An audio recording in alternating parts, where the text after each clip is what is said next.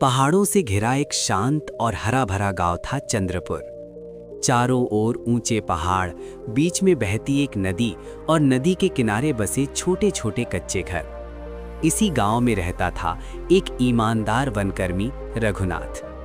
रघुनाथ बहुत निस्वार्थ, मेहनती और शांत स्वभाव का इंसान था।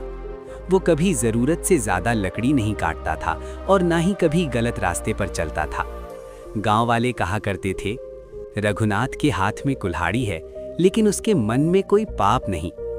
रघुनाथ की पत्नी का देहांत कई साल पहले हो चुका था। उसके जीवन का एकमात्र सहारा था उसका छोटा बेटा अरुण। हर दिन काम से लौटकर रघुनाथ अपने बेटे को गोद में लेकर नदी के किनारे बैठता, उसे कहानियां सुनाता और समझाता, बेटा, बड़ा होकर सच्चा इंसान बनना, गरीब रहना लेकिन कभी सच का साथ मत छोड़ना। एक साल बरसात के दिनों में पहाड़ी नदी का पानी अचानक बहुत बढ़ गया। काम के दौरान रघुनाथ ने देखा कि गांव के पुराने बांध में बड़ी दरार पड़ गई है। वो समझ गया कि अगर अभी सबको सावधान नहीं किया गया तो पूरा चंद्रपुर गांव पानी में डूब जाएगा। रघुनाथ अपनी जान की परवाह किए बिना दौड़कर गांव पहुंचा और सबको खतरे की चेतावनी देने लगा। लोग सुरक्षित जगहों पर चले गए, लेकिन आखिरी पल में नदी की तेज धारा रघुनाथ को बहा कर ले गई।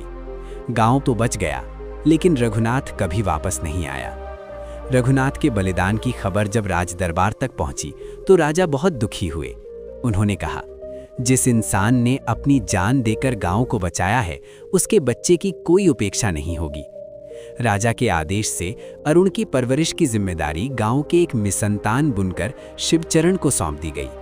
शिवचरण बहुत शांत और धार्मिक व्यक्ति थे। उन्होंने अरुण को अपने बेटे की तरह पाला। शिवचरण के घर के पास ही एक कुम्हार का परिवार रहता था। उनकी एक ही बेटी थी, मालती। मालती बहुत सरल, मीठी बोली वाली और शांत स्वभाव की लड़की थी। अरुण और मालती बचपन से ही साथ साथ बड़े हुए। कभी साथ खेलते, कभी झगड़ते और फिर साथ ही हंसते थे। एक दिन गांव के पुराने कुएं के पास खेलते समय मालती का मिट्टी का घड़ा कुएं में गिर गया। मालती डर के मारे रोने लगी। तब अरुण ने बच्चों जैसी शरारत में कहा, मैं घड़ा निकाल दूंगा, लेकिन एक शर्त है। मालती ने पूछा, क्या शर्त? अरुण बोला, तुम बड़ी होकर मुझसे शादी करोगी। मालती ने भूले मन से हाँ कर दी। अरुण ने पेड़ की डाली से घड़ा निकाल लिया। फिर दोनों ने पास के बरगद के पेड़ के चारों ओर 7 चक्कर लगाए और खेल खेल में शादी कर ली।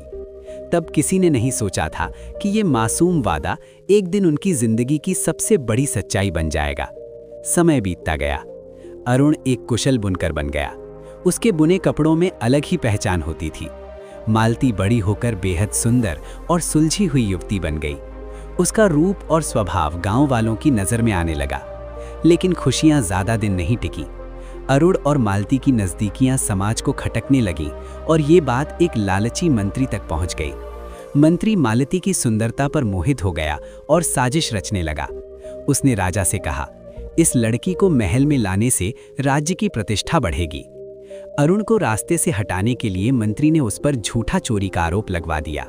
अरुण को जेल में डाल दिया गया। मालती को सुरक्षा के नाम पर महल में दासी बनाकर रख दिया गया। कुछ समय बाद अरुण बेगुनाह साबित तो हो गया, लेकिन मालती को वापस गांव जाने नहीं दिया गया। इस तरह किस्मत के क्रूर खेल ने दोनों को अलग कर दिया। साल बीतते गए। राज्य में भयंकर अकाल पड़ा।